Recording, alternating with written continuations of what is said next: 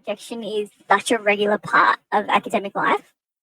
Like, you may have been this straight A, first class honours, high achieving, pride of your family nerd till now, but every academic will be rejected, right? And not just once, but several times a year. So whether it's grants, papers, etc. So do you guys have any tips for dealing with rejection? I have a couple. But the first one is to expect it. So it might sound really depressing and probably a really maladaptive coping strategy. But when you lower your expectations, it's easier to deal with. Kind of makes it a pleasant surprise when it doesn't get rejected.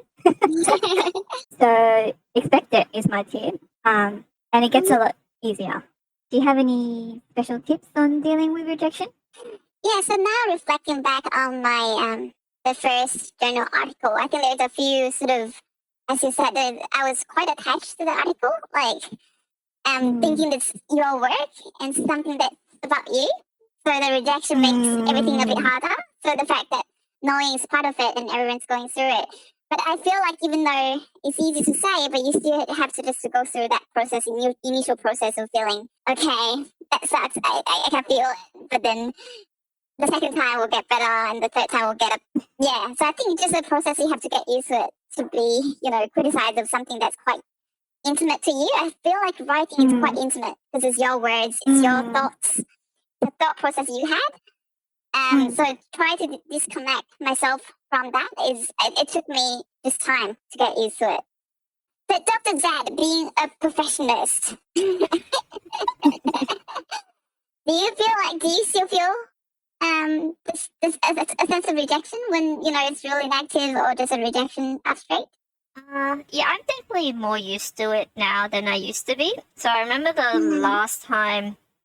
So during my PhD, I feel like the most amount of times I was ever rejected from a journal was maybe twice.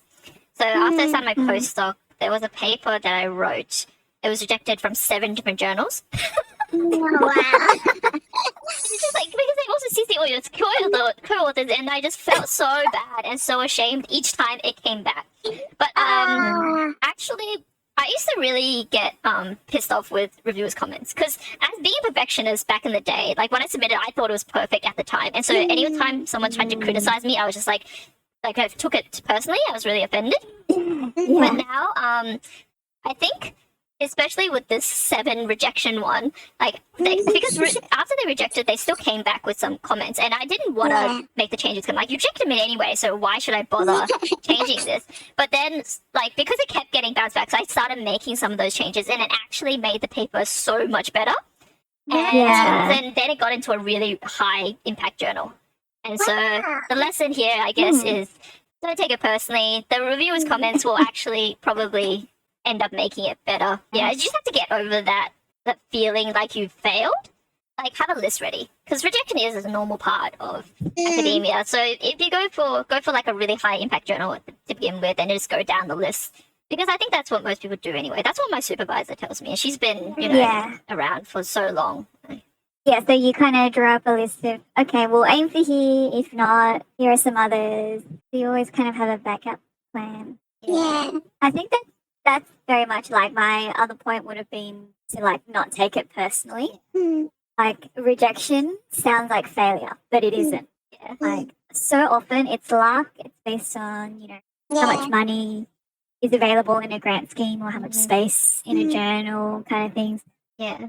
In the case of papers, I find it's really highly affected by which reviewer's desk it lands on, right? I mean, obviously, if you do a half-assed job and it's a shit paper, it's not going to get in.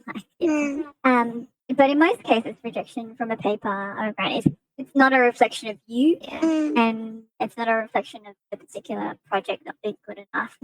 Something we've already touched on, but share it. Sharing rejections. When they say a burden shared is a burden halved, I think it's true. You might not be used to sharing negative experiences or putting your failures on show, but you'll find that it's a common experience and it'll make you feel better. But also I think, especially even with us, right, we have developed this kind of weird sense of humor about it. You know, between ourselves, we're just saying, "Oh, this paper got rejected again." And we're like, "Nah, what else is new?" Yeah.